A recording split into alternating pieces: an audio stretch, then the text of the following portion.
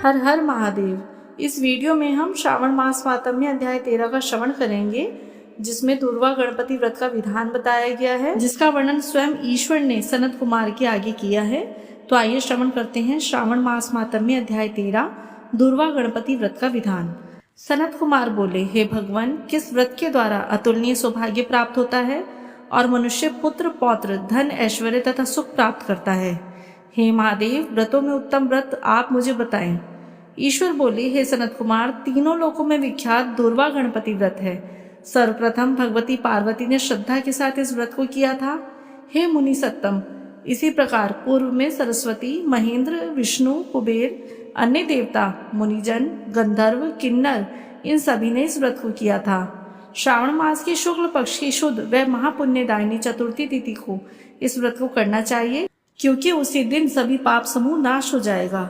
चतुर्थी के दिन स्वर्ण पीठासीन स्थित एक दंत गजानन विघ्नेश की स्वर्णमयी प्रतिमा बनाकर उसके आधार पर स्वर्णमय दुर्वा को व्यवस्थित करने के पश्चात विघ्नेश्वर को रक्त वस्त्र से वेष्टित ताम्रमय पात्र के ऊपर रखकर सर्वतोभद्र मंडल में रक्त पुष्पों से अपामार्ग शमी, दुर्वा, तुलसी, बिलपत्र, इन 5 पत्रों से, अन्य उपलब्ध सुगंधित पुष्पों से, सुगंधित द्रव्यों से, फलों से तथा मोदकों से उनकी पूजा करनी चाहिए और इसके बाद उन्हें उपहार अर्पित करना चाहिए।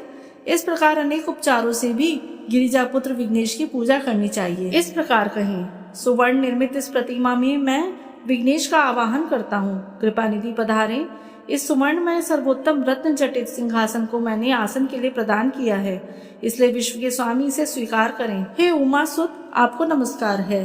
हे विश्वव्यापिन, हे सनातन, मेरे समस्त कष्टों को आप नष्ट कर दें। मैं आपको पाद्य समर्पित करता हूँ। गणेश्वर, देव, उमापुत्र तथा मंगल का विधान करने वाले को यह अर्घ्य प्रदान करता हूँ। हे भगवान, आप मेरे इस अर्घ्य को स्वीकार करें। विनायक, शूर तथा वर प्रदान करने वाले को नमस्कार है, नमस्कार है। मैं आपको यह अर्घ्य समर्पित करता हूँ, इसे ग्रहण करें। मैंने गंगा आदि सभी तीर्थों से प्रार्थना पूर्वक यह जल प्राप्त किया है। हे सुरपुंगव, आपके स्नान के लिए मेरे द्वारा प्रदत्त इस जल को स्वीकार कीजिए।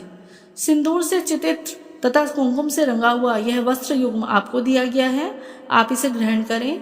लंबोदर तथा सभी विघ्नों का नाश करने वाले देवता को नमस्कार है। उमा के शरीर के मल से आविर्भूत हे गणेश जी, आप इस चंदन को स्वीकार करें। हे सुरश्रेष्ठ, मैंने भक्ति के साथ आपको रक्त चंदन से मिश्रित अक्षत अर्पण किया है। हे सुरसत्तम, आप इसे स्वीकार करें।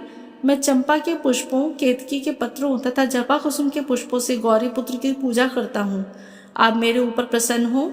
सभी लोगों पर अनुग्रह करने तथा दानवों का वध करने के लिए स्कंद गुरु के रूप में अवतार ग्रहण करने वाले आप प्रसन्नता पूर्वक यह धूप लीजिए। परम ज्योति प्रकाशित करने वाले तथा सभी सिद्धियों को देने वाले आप महादेव पुत्र को मैं दीप अर्पण करता हूँ, आपको नमस्कार है। इसके बाद गणानां त्वा, इस मंत्र से मोदक, 4 प्रकार के अन्न, पायस तथा लड्डू आदि का नैवेद्य अर्पण करें।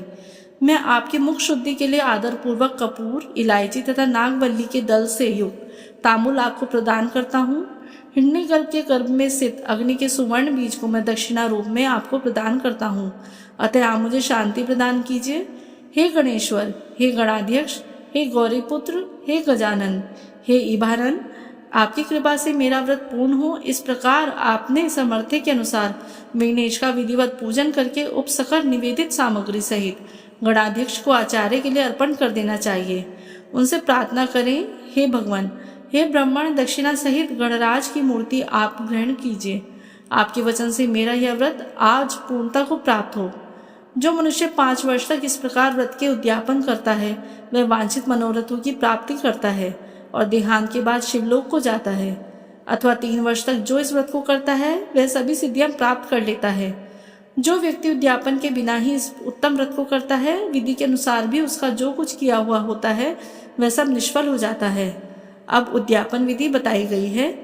उद्यापन के दिन प्रातःकाल तिलों से स्नान करें। उसके बाद व्यक्ति 1 पल या आधा पल या उसके भी आधे पल की स्वर्ण की गणपति की प्रतिमा बनाकर पंचगव्य से स्नान कराकर भक्ति तथा श्रद्धा के साथ इन 10 नामों मंत्रों से दुर्वादलों से सम्यक पूजन करें। हे गणाधीश, हे उमापुत्र, हे अग्नाशन, हे विनायक, हे ईशपुत्र, हे सर्वसिद्धि प्रदायक, हे एकदंत, हे इभव वक्त्र, हे मूषक वाहन, आपको नमस्कार है। आप कुमार गुरु को नमस्कार है। इन नाम पदों से पृथक पृथक पूजन करें। पहले दिन अधिवासन करके प्रातःकाल ग्रह होम करके दुर्वा दलों तथा मोदकों से होम करना चाहिए। उसके बाद पूर्णाहुति देकर आचार्य आदि का विधिवत पूजन करना चाहिए और घट तुल्य तनों वाली गाय का दान अपनी सामर्थ्य के अनुसार करना चाहिए। हे वत्स, इस प्रकार व्रत करने पर मनुष्य सभी मनोरथों को प्राप्त कर लेता है। हे सनत कुमार, अपने प्रिय पुत्र गणेश के व्रत करने से संतुष्ट होकर मैं उस मनुष्य को पृथ्वी पर सभी सुख प्रदान करके अंत में उसे सद्गति देता हूँ।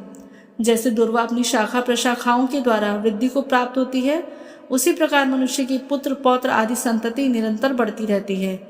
हे सनत कुमार, मैंने दुर्वा गणपति का यह अत्यंत गोपनीय व्रत कहा है। सुख चाहने वालों को इस सर्वोत्कृष्ट व्रत को अवश्य करना चाहिए। इस प्रकार श्री स्कंद पुराण के अंतर्गत ईश्वर सनत कुमार संवाद में श्रावण मास महात्म्य में दुर्वा गणपति व्रत कथन नामक 13वां अध्याय पूर्ण हुआ। ओम नमः शिवाय।